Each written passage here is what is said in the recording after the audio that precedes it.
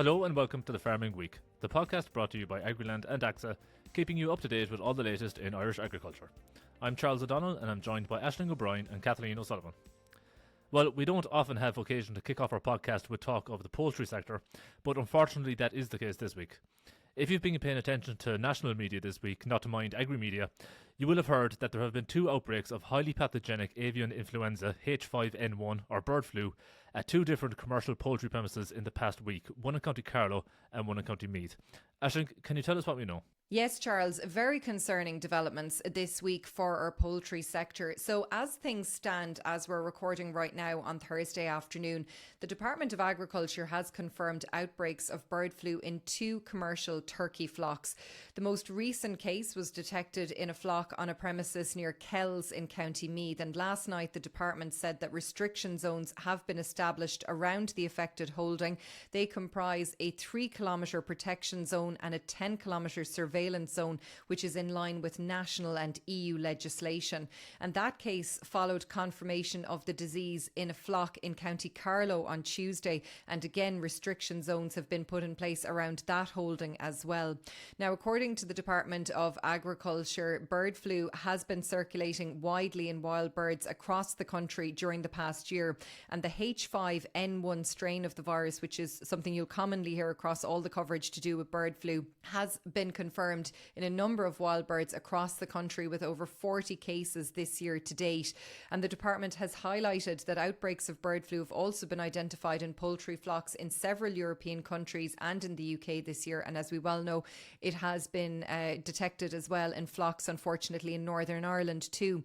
And as we previously reported, it caused an outbreak in a captive bird flock in County Cork, and Photo Wildlife Park, which was at the centre of that outbreak, has confirmed this week that it's going to be forced to be closed until the end of November because of the situation there. So very concerning for everybody involved in Photo Wildlife Park as well. Now, in terms of the risk to public health from the strain of bird flu that is circulating, the HSE's Health Protection Surveillance Centre and the European Centre for Disease Control say that that risk is very low, but members of the public are still being advised not to handle sick or dead wild birds and to report any sick or dead wild birds to the Department of Agriculture's Avian Check app. And all flock owners have been reminded this week, regardless of their size, by the department to fully comply with housing and biosecurity regulations, to remain vigilant for signs of the disease, and to report any suspicions of bird flu to their local regional veterinary office, or if it's outside of business hours, you can contact the National Disease Emergency Hotline, which is 01492 8026. And the department said it continues to closely monitor developments, and it's engaging with industry stakeholders to take all the necessary measures to mitigate against the risk of bird flu. And Minister for Agriculture Martin Hayden yesterday pledged in the Dáil to support Ireland's poultry sector, and he extended his sympathy to the flock owners who've been impacted by the disease. And he said that the most recent outbreak underlines the ongoing presence of avian influenza in wild birds across the country. And he said the introduction of a housing order, which we're going to discuss in a little bit more detail shortly, will further strengthen our national protection measures to help mitigate the ongoing risk. And he wanted to thank poultry keepers for their continued cooperation and strong commitment to maintaining the highest standards of biosecurity during what he called this high risk period. And he believed that working together and following strict biosecurity procedures is the strongest defence to reduce the risk and safeguard our poultry sector. And Aisling, as you mentioned there, this has inevitably resulted in a closure order for captive birds being issued, whether a commercial, backyard or anything in between, basically. What do flock owners need to know here? Yeah, absolutely. I don't think it would have come as a surprise to anybody involved with poultry. As you said, regardless of how many birds that you keep, that a housing order was probably going to be on the cards this week. So Minister Hayden did confirm yesterday that this compulsory housing order for poultry and captive birds will come into effect from next Monday Monday, November 10th. And he said that due to the increased risk of bird flu to our poultry, he was taking action to reduce the threat to the industry and to our poultry farmers' livelihoods. So from Monday, Charles, all poultry and captive birds must be confined in a secure building to which wild birds cannot gain access. Now, the Department of Agriculture said all reasonable efforts must be made to house the birds, but for legitimate reasons where the welfare of certain types of birds can be influenced by prolonged housing, certain exemptions are in place. And the department said if it's not possible to confine the birds in a secure building, birds must be confined in a manner that prevents their access to other poultry, captive birds, wild birds and their droppings. Now, as you rightly said, the requirement to house birds applies to small backyard flocks right up to big commercial operators. So everybody with poultry needs to adhere to this from Monday. And under the regulations, it's also not permitted to organise or take part in events which involve the assembly of live birds from different premises. That's, I suppose, the likes of shows, fairs, markets or sales. So all of those are coming to an end as of Monday as well. And that's in order to protect the birds themselves from the risk of becoming infected with the disease. Now, in Northern Ireland, where there has been cases of bird flu reported in counties Tyrone and Fermanagh, the Department of Agriculture there has also moved to introduce a mandatory housing order to protect poultry from bird flu. And the housing measures for all kept birds and poultry are now in effect. But according to Minister Martin Hayden, the housing order will come into place in the south from Monday because he said we need to allow time for our flock owners and commercial operators to put housing in place. And look, again, Charles, the minister emphasised the importance of biosecurity, said it was the single most effective way to prevent the virus from spreading from wild birds into poultry or between poultry flocks as well. And he said that everybody who has poultry or kept birds has to take strict precautions and exercise these highest standards of biosecurity. We did see enhanced biosecurity measures being brought in by the department at the start of the month as well. And Charles, the Irish Farmers Association is calling on poultry producers to house their birds now rather than waiting for a housing order to come into effect on Monday. And the IFA's Poultry Committee Chair, Nigel Sweetnam, said there has to be laser-like focus on biosecurity across the country.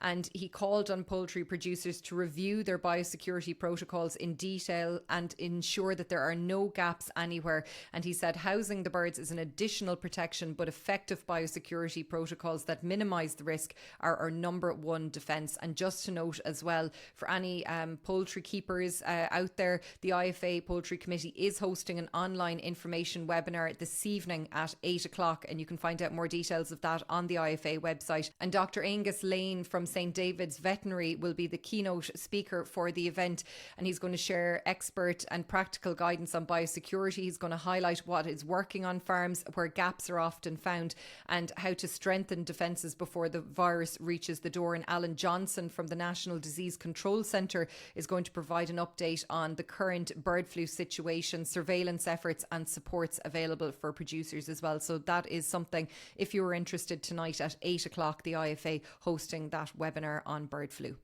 Well, we'll move on now, and if it wasn't for the bird flu cases, we would have been starting the podcast this week with the issue of the nitrates derogation. Every day now takes us closer to a decision at EU level as to whether Ireland will retain the derogation, and that level of concern among dairy farmers was on full display at Corran Mart in Fermoy, County Cork this week.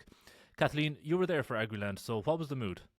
It was certainly a lively event on Monday night at Corran Mart in Fermoy, and farmers gave a clear message to Minister for Agriculture Martin Hayden about the importance of the nitrates derogation for their farms. Around 2,000 farmers turned out for the meeting, organised by the Irish Farmers Association, the IFA. Farmers brought their concerns and they were really seeking clarity and certainty about the derogation after 2025. However, Minister Hayden told them at the meeting that he cannot yet give any guarantees around the fate of Ireland's nitrates derogation. He said, however, the significance of the derogation to this country will be emphasised during an important visit to Ireland this week of the EU Environment Commissioner Jessica Roswell. This visit will take place tomorrow. Minister Hayden told farmers at Carnmart that this Commissioner's visit will focus on engagement to further illustrate Ireland's outdoor grass-based system and the work that is happening across the sector to reduce agriculture's impact on water quality. He said that he cannot give any guarantees around whether Ireland will have a derogation in 2026, but securing it is a key priority. Here is Minister Hayden speaking at the event. I want to be very clear with everyone here tonight and highlight the challenge that it is to secure derogation. Ireland is the only country with any prospect of having a derogation next year. Whilst the Dutch has written to the Commission seeking a renewal, there's been no visible progress on their application. We have that prospect of looking to be the only country to have a derogation next year because of the work that you have all done to date. The efforts of our farmers to date around water quality have been pivotal to get us to this point. And an additional challenge this time is securing the derogation by proving compliance with the Habitats Directive, an extra layer that we haven't had to face previously. And that was Minister Martin Hayden speaking at the event in Cork on Monday night. Now, at the event, many farmers spoke about what a loss of the nitrates derogation would mean for their family farms. IFA President Francie Gorman said that the retention of the nitrates derogation is vital for all sectors, not just dairy or those in derogation. He said that the importance of holding on to this derogation cannot be overstated. Here is the IFA President speaking on Monday. There's absolutely no doubt that this is the single biggest decision that we're going to take on affecting our livestock, our dairy industry, since the abolition of milk quotas. And to be clear, we've worked extremely hard over the course of the last 18 months in particular. We've brought together a stakeholders group comprising of all the main farm organisations, Dairy Industry Ireland, Meat Industry Ireland, to demonstrate common purpose and how important the retention of the derogation is for our sector. And that was IFA President Francie Gorman speaking there. And I understand, Kathleen, there was quite a lot of young farmers present on the night, which I suppose highlighted the potential long-term impact to the sector of losing the derogation. The Minister was urged, Charles, by attendees to give certainty to young farmers in particular who are concerned about their future in the sector. MACRA President Josephine O'Neill spoke very passionately about how young farmers in Ireland feel betrayed despite the progress they have achieved and the investments they have made in sustainable farming practices. O'Neill told the event that the potential loss of the derogation after 2025 would have crippling impacts on the financial viability of family farms and threatens the very future of our farming sector, she said. She said that young farmers have built business models on current stocking rates. O'Neill explained that they have taken out loans, expanded their herds, invested in machinery and infrastructure to make their businesses more sustainable and more economically viable, which has all been in a bid to build a career. She said that without the derogation, many fear they may have to reduce stock, reduce output, and in too many cases, question whether farming can even sustain them. Here's Josephine O'Neill speaking at the meeting. They've done what was asked of them, investing in sustainable farming practices, embracing their role as gatekeepers of the land. But our young farmers now feel betrayed, punished despite the progress they've achieved. If we want young people to stay in farming, they need to know that when they do the right thing, policy will stand by them and not turn against them. And that was MACRA President Josephine O'Neill speaking on Monday night. Now, as negotiations continue on the nitrates derogation, Minister Martin Hayden has said he is hopeful there can be a vote in December at EU level on the derogation. Thanks very much for that, Kathleen. Now, central to the nitrates derogation is, of course, Ireland's Nitrates Action Programme, or NAP, and a draft version of Ireland's sixth NAP was put to public consultation last week. One aspect of that draft NAP that has been welcomed by farmers concerns splash plate use on hilly ground. Aisling, can you tell us more about this proposal? Yes, Charles. So as we're aware here on the pod, since the start of this year, more farmers were banned from using splash plates to spread slurry on their farms under the Good Agricultural Practice for Protection of Waters, or GAP regulations. Now, those regulations give effect to Ireland's Nitrates Action Programme, which of course aims to protect water against pollution caused by nitrates from agricultural sources. But as we previously spoke about, farmers did raise health and safety concerns about forcing the use of heavier, low-emission slurry spreading equipment or less equipment when up on hilly areas. And essentially, they were talking about the risk that tractors and tankers were at risk of overturning due to the extra weight when travelling on upland areas and hilly ground. Now, the concerns were highlighted at a meeting held by the IFA in Upper Church in County Tipperary in October of 2024, where around 450 farmers signed a petition calling for the splash plate ban to be deferred. And the matter was also raised by the Tipperary North IFA chair Baden Powell with both Micheál Martin and Simon Harris ahead of the last general election. And Powell and other farmers pointed to a derogation allowing the use of splash plates in upland areas in the southern states of Germany. And it now appears, Charles, as you rightly said, that those concerns raised by the farmers may be addressed in the next NAP. So as you rightly said, the draft version of the 6th NAP, which will run from 2026 until 2029, was recently published by the government and it's currently out for public consultation. And as part of the accompanying draft GAP regulations, it stated that less equipment shall be used for the application of slurry on holdings with a previous year's grassland stocking rate of 100 kilograms of nitrogen per hectare from grazing livestock manure or above prior to export of livestock manure from the holding. But the regulations add that where for operator health and safety reasons it would be inappropriate to comply with that requirement due to land within a grassland parcel sloping steeply, it's permitted to spread cattle slurry close to the ground using a downward facing splash plate. And the draft adds that in this scenario, the occupier must keep a record of such spreading, including the land parcel identification system, the LPIS number, and spreading dates as well. So I spoke with Baden Powell this week about the draft, and he told me that the proposal is a very welcome addition to the draft regulations and he hopes it's part of the final document. And he told me that there has been a number of accidents this year involving farmers using less equipment on higher ground, and he believes that it's a very sensible approach to dealing with the health and safety issues of trying to get slurry out in high ground. And he said there are farmers out there who have to travel highland. Most of them don't have an option. They may not have 50 acres down in the lowlands and they have to try and get their slurry out as best they can. And he feels that this is a workable solution to the issue, and he believes that the way that the draft has been put together, it's not allowing somebody to abuse the system, it's not allowing anybody to do anything wrong. He believes it's all for the good, and he said they're only targeting high fields, and he believes that that's a sensible approach. So obviously Baden Powell and many farmers who were impacted by that splash plate ban earlier this year might be relieved to see that making its way into the final GAP regulations.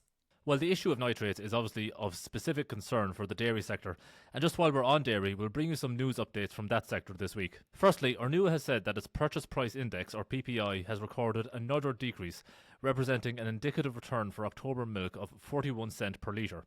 Ornua said that indicative return, which is inclusive of VAT and net of Ornua's costs to market, reflects weaker market returns for the month of October. As well as that, the Global Dairy Trade GDT index has decreased for the 6th consecutive occasion after the latest trading event this week. The index fell back by a further 2.4% for an average price of €3,273 per metric tonne of product sold.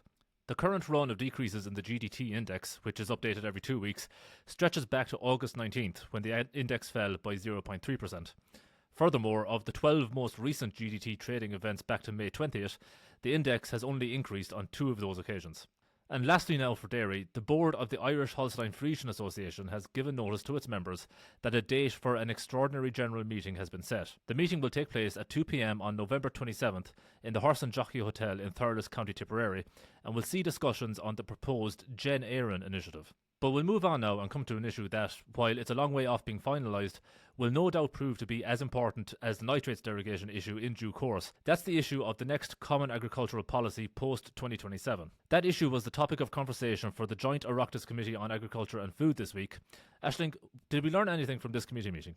Yes, Charles, as you rightly said, a lot to play for here, and negotiations just at a starting point, as we were told at the committee this week. Now, Cathaoirleach of the Joint Oireachtas Committee on Agriculture and Food is Deputy Andreas Moynihan, and he said that he and the members of the committee have publicly expressed their concerns at the European Commission's plans to pool the CAP into a single national and regional partnerships fund from the start of the next budget cycle in 2028. And of course, the implications of a proposed smaller CAP budget and how this would impact farmers here and across the EU. And Deputy Moynihan said with Ireland hosting the EU presidency in the second half of next year, there was a strong opportunity to play a crucial role in progressing how the next CAP would look. Now, one of the speakers to address the committee yesterday was Paul Savage, and he's an Assistant Secretary General at the Department of Agriculture. And he said at this stage, the funding announced for CAP is a proposal and it is the start of a long process. And he acknowledged that the Commission's proposals for the next multi-annual financial framework, which of course is the long-term EU budget, which was published in July and September of this year, represents a significant change in how the future CAP would operate. So essentially pillars 1 and 2 would be replaced by this single framework under the national and regional partnership plan, and CAP measures would be delivered as part of that wider structure. And he said this change will have significant implications for Ireland and for how we design and deliver supports for farmers, fishers and rural communities in the next programming period. And he said that for Ireland, 75% of our EU funding comes from CAP, and we need assurances that the new framework would not unduly impact the administration of this funding as well. And the total EU budget, which is proposed at the moment from 2028 to 2034, is approximately €2 trillion.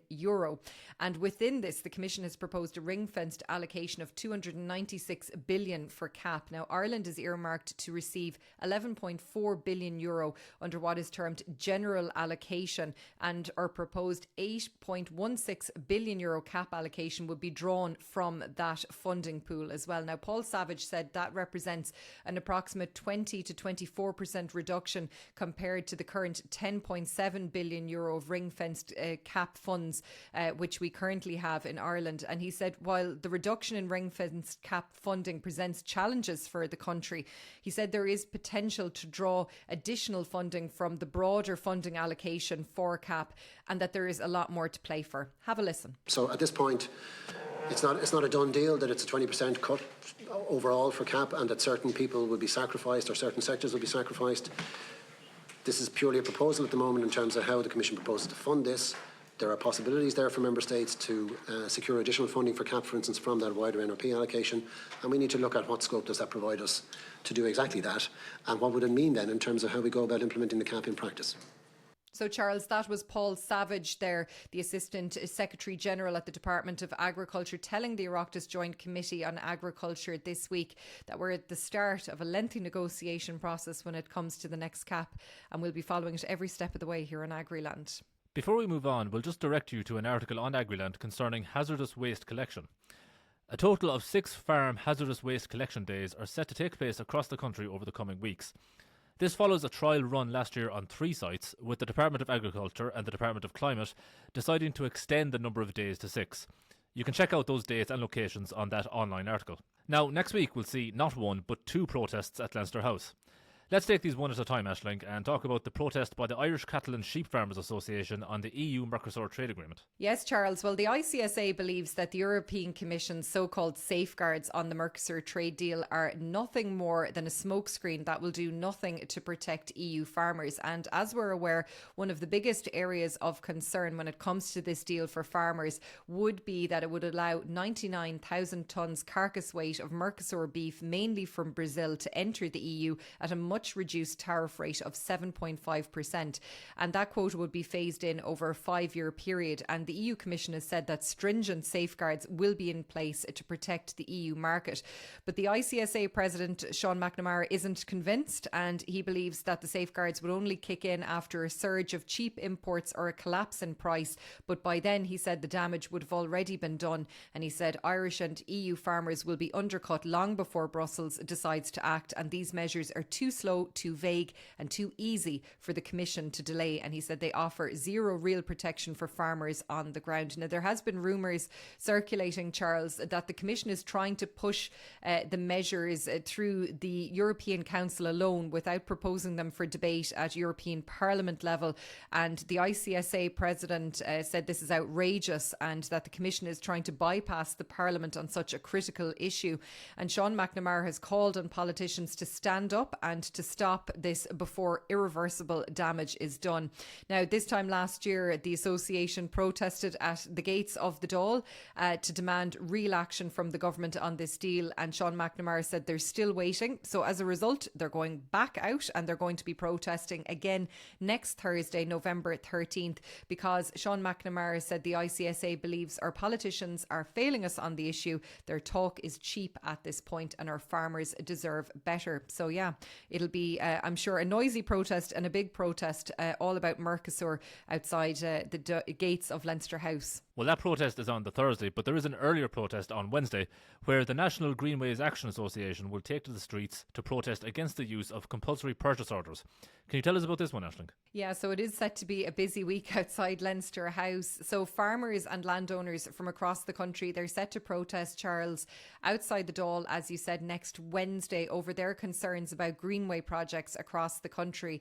As you said, the protest, it has been organised by the National Greenway Action Association, and it's going to coincide with a meeting of the Joint Oireachtas Committee on Transport, which is due to discuss greenways on Wednesday morning. Now, among those expected to address the committee will be Transport Infrastructure Ireland, the Irish Farmers Association, the NGAA, and a representative from the Waterford Greenway. Now, Cleona O'Shea, who's the chair of the National Greenway Action Association, is going to tell the committee, she said to me, that there needs to be more respect and fairness for landowners impacted by greenways. Now, the association was established back in August of 2024, and it now includes 16 groups of landowners and property owners from around the country who are being affected by greenways. She said that everybody are private property owners, and it's not that they're anti-greenways, it's that they're against the process that councils and TII are using to deliver them. And she said that the potential for local authorities to use CPOs to acquire land needed for greenway project has caused much stress and anguish amongst landowners, and the association wants the option of CPOs for greenways to be removed, as they say they're not essential infrastructure. And the association is also calling for the code of practice on greenways to be adhered to by local authorities, and they also believe that greenways should run along national routes rather than going through productive farmland. And Cleona cited that in many cases former rail lines, which have often become the subject of routes for these greenway projects, have actually been bought by farmers and they're in private ownership and have been incorporated into their holdings. So definitely it'll be an interesting interaction both inside and outside the gates of Leinster House next week. Well, that almost brings us to the end of today's podcast. Just before we go, we just want to bring you a quick point of note on the Agri-Climate Rural Environment Scheme, or ACRES. 395 farmers are yet to submit their annual declaration for low-emission slurry spreading. The deadline for declarations for the less action under the Agri-Environmental Scheme in respect of 2025 fell on October 31st. The department said that submission of the less declaration after the deadline will cause a delay in the issue of payments to the farmers concerned. And very finally, the 2025 Teagasc National Beef Conference is set to take place at the Raheen Woods Hotel in Athenry, County Galway on Tuesday, November 18th. The theme for this year's event is Beef Farming 2025, Value, Profit and Renewal, so potentially one for the diary there. But that's where we'll leave it for this week. Please don't forget to rate, review and follow The Farming Week on Spotify, Apple Podcasts or wherever you get your podcasts. We'd love if you could spare some time to give us 5 stars and share The Farming Week with anyone you think might be interested. From Aisling, Kathleen and myself, take care.